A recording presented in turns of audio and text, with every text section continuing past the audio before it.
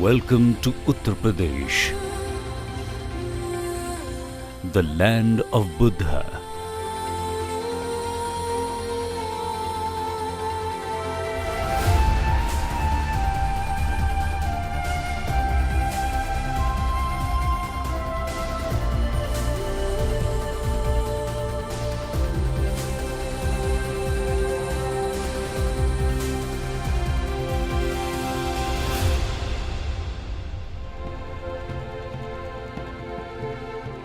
Uttar Pradesh, the land of the Tathagat, has always enchanted me. And today I embark on a journey across the state, covering all the pilgrim places related to Lord Buddha. It's going to be a wonderful a journey into the past, a journey in search of truth, peace and tranquility. I can feel the vibe and I can hear the echoes of Buddham, Sharanam, Gachhami.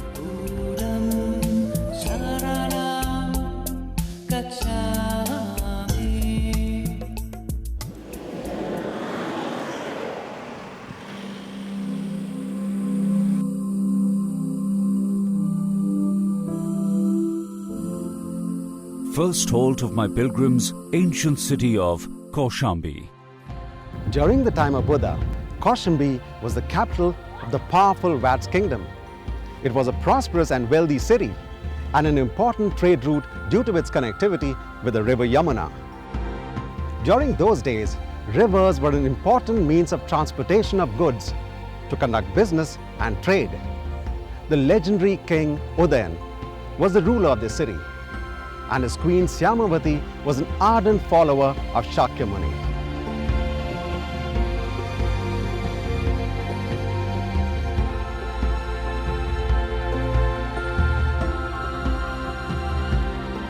I am standing here at Gachhami Vihar. This place was constructed by a leading businessman named Gachhami, who invited Lord Buddha to this monastery at Gachhami. Lord Buddha is said to have come here, stayed and preached during the 6th and 9th Vasavas. It is here that quarrels broke out between different monks in Buddha's presence, which is why he left, forcing his disciples to sort out their differences. Gachhami Vihar is the only monastery found so far in excavation.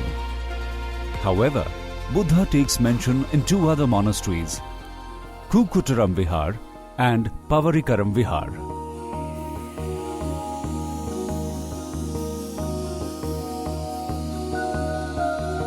This is the Ashoka pillar at Gachhami. The modern emperor Ashoka the Great erected this pillar to commemorate Lord Buddha's visit.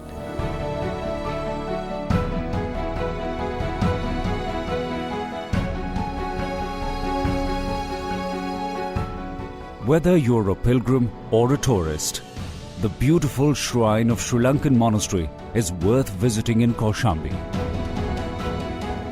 Now I'm heading towards the birthplace of Dhamma and Sangha, Sarnath.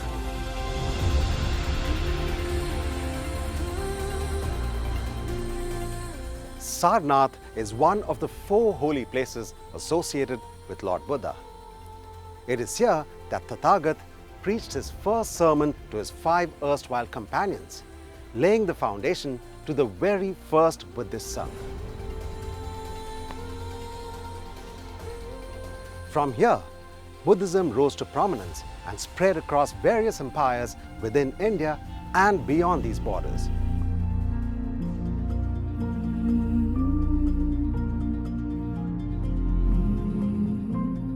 The remains of Dharmarajika Stupa bear testimony to the fact that originally it was a huge stupa. Even today, pilgrims don't forget to offer prayer here, and its glory still remains the same in the reverence of devotees.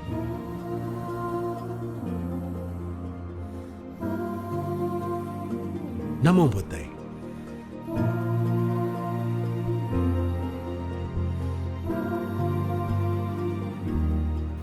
These are the remnants of a 15.25 meter high monolithic Ashokan pillar built by the Mauryan emperor. It was once surmounted by a 4-adossed lion capital. It has 3 inscriptions in the early Mauryan Brahmi script.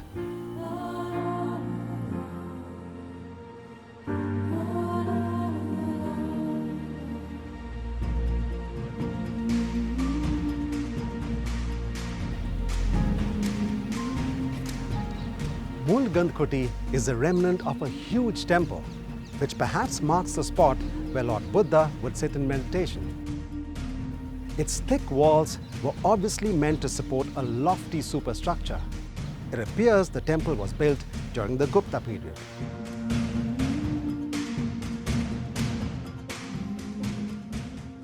A 7th century Chinese traveller, Hyun Sang, has described Sarnath as a prominent Buddhist study centre, with more than 1,500 monks residing here.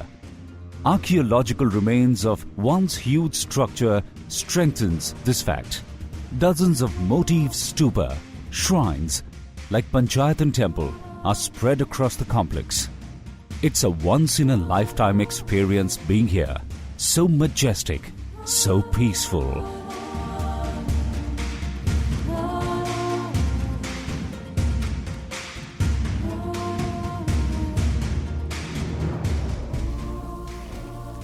Dhamek Stupa, earlier known as Dharmachakra Stupa.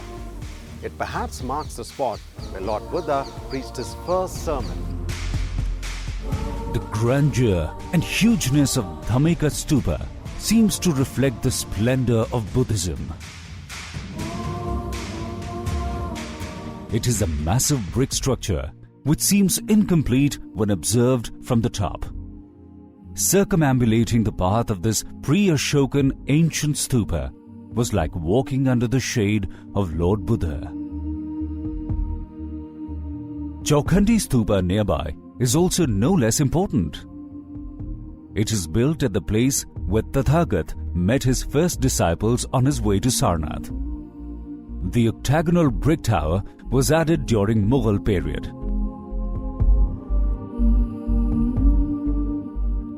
The grace of Sarnath is enhanced by the presence of international monasteries representing the architecture of respective countries.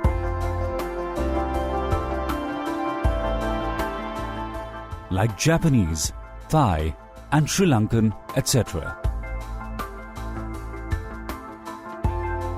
This monastery of the Mahabodhi Society was established by Annagarika Dharmapala, a Sri Lankan aristocrat, in 1891. He is considered a true bodhisattva for his effort to revive Buddhism in the region and introduce it to the West.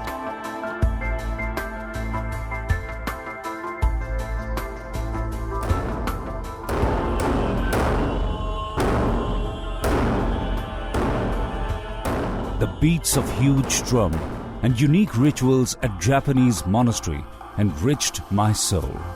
I felt like soaking into the sea of tranquility.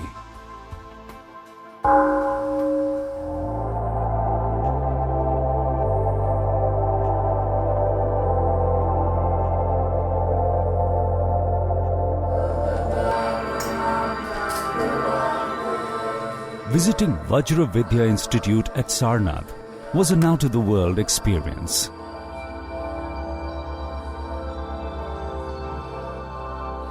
I was fortunate that Karmapa permitted me to spend some time with the students.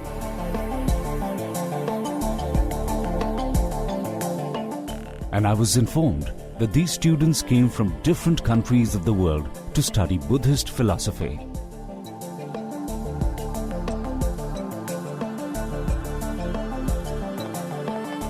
It was a nice and pleasant morning with the kids and staff of the Tibetan Vajra Vidya Institute. And now I'm headed to Kushinagar.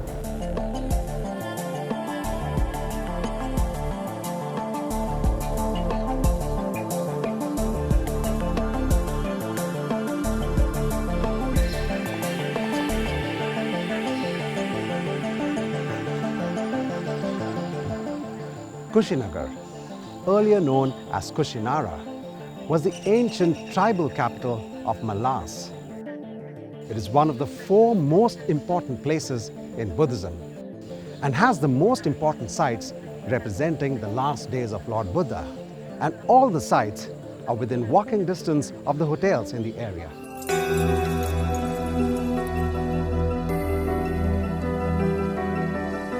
The Mata Kuan shrine houses a large statue of Buddha carved out of a single block of blue stone. It is here that Buddha gave his last speech. It is said that during his speech, Buddha asked a disciple to fetch some drinking water from a nearby river. When the disciple returns, Buddha finds some impurities in the water and instructs him to go a little farther and get water from the deeper section of the river.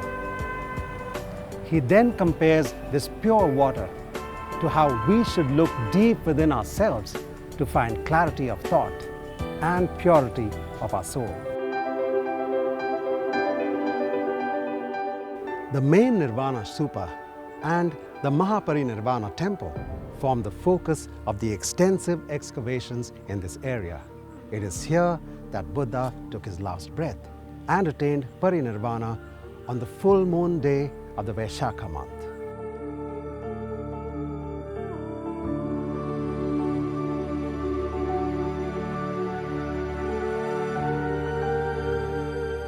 The Nirvana Shrine houses a colossal sandstone statue of Lord Buddha in a reclining pose, depicting the Mahaparinirvana of Lord Buddha.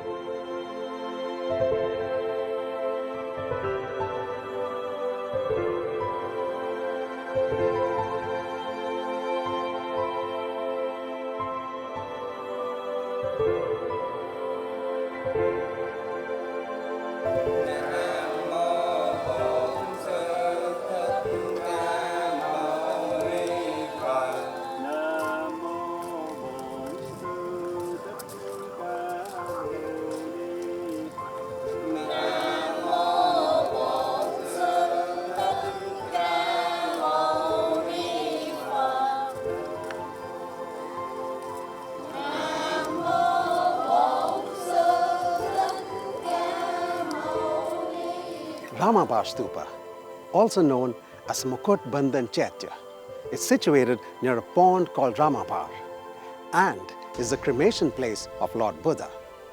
As you can see, it has a huge circular drum resting on an even larger circular plinth with 2 or more terraces.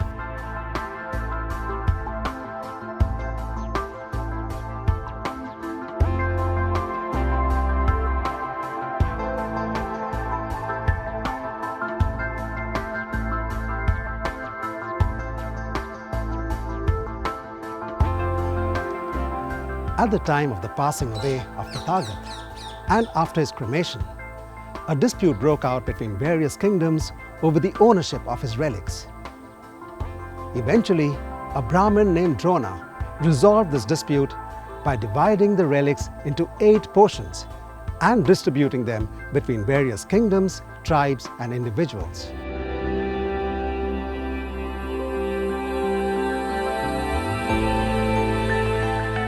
The golden Burmese stupa blessing the blue sky seems heavenly when the Chinese monastery at Kushinagar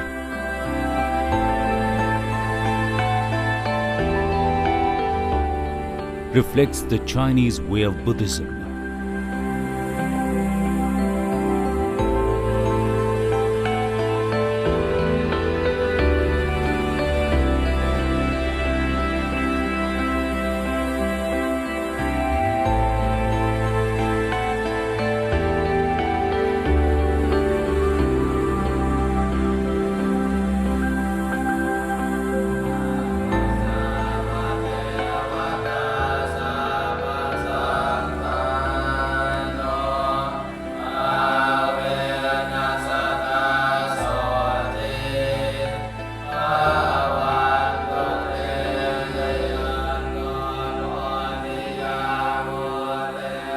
The Mahachetya of the Wat Thai Kushinara Chalanraj houses the relics of Lord Buddha and is thus called a Dhatu Chetya. His Majesty King Bhumibol of Thailand has graciously given the design and funds for its construction. It is the first ever royal Chetya built outside Thailand.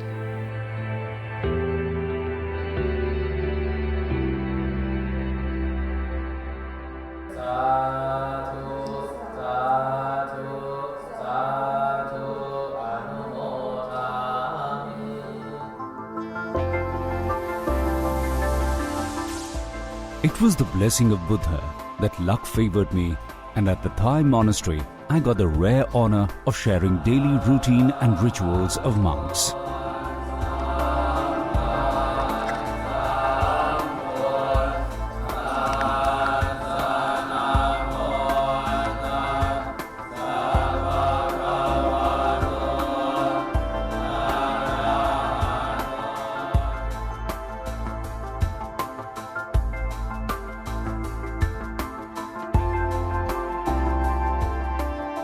A day in the Thai monastery with monks enlightened my soul. Blessed and rejuvenated now, I'm driving towards a new destination, Kapilvastu.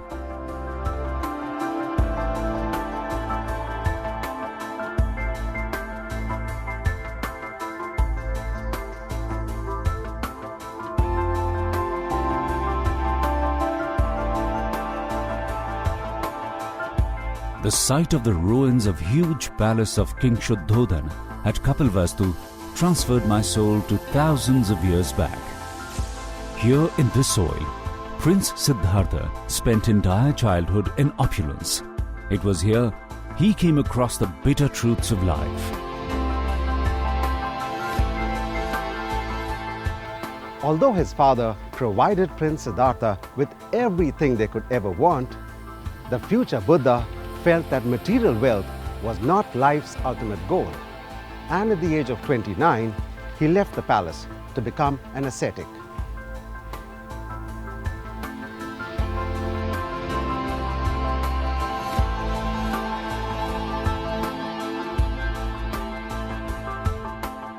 Now I am on my way to Shravasti, the place where Tathagat preferred to stay and preach during rainy seasons. A sprawling 32-acre lush green area, Jetvan, is a symbol of exemplary devotion of a rich businessman, Sudatta, later known as Anath Pindak. He carpeted the entire area with 10 million gold coins and bought it for Lord Buddha.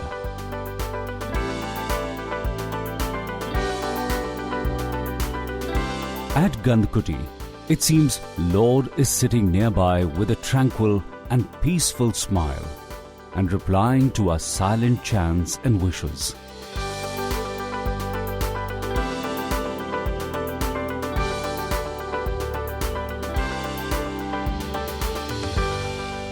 The Bodhi tree is one of the oldest and most revered symbols in Buddhism.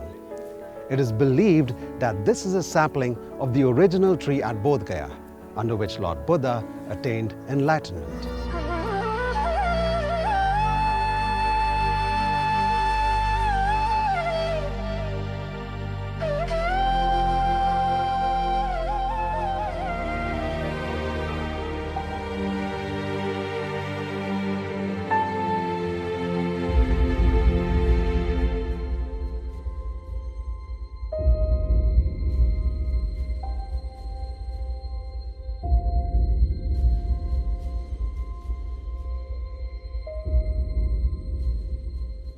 This monument at Mahet is called Pakki Kuti. It is identified with the stupa of Unglimala. This is the cave of the dreaded dacoit Angulimal, who later became an ardent follower of Lord Buddha.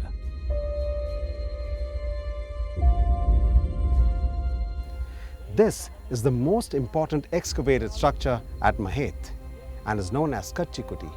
It's identified with the stupa of Sudatta, popularly known as Anath Pindak.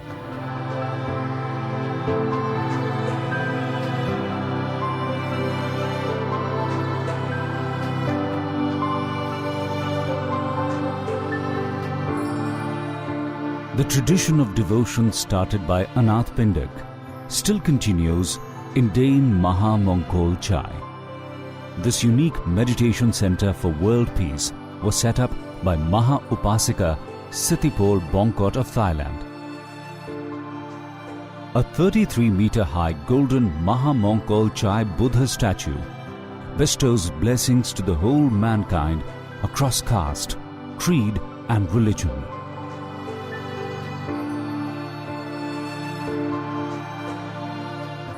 Similarly, the Hall of Holy Life, a meditation hall, has become a center to cultivate the mind and the heart of the people across globe with the true essence of peace, tranquility and happiness.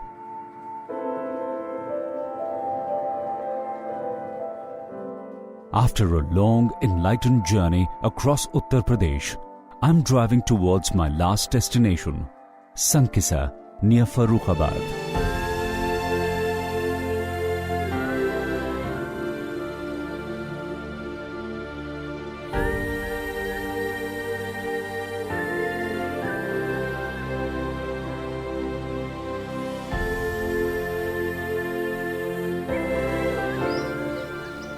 Sankisa is another popular Buddhist destination.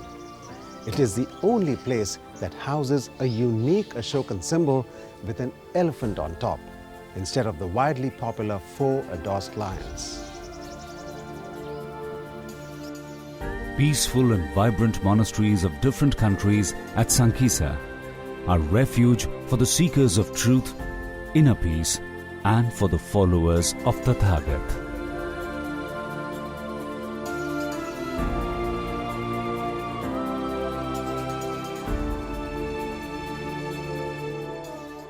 Uttar Pradesh is truly the cradle of Buddhism, and I've been extremely fortunate to share the same space and walk in the dust touched by the feet of Buddha. The places he lived, preached, meditated, and spent his last days. His fragrance still lingers on in Uttar Pradesh, the land of Buddha.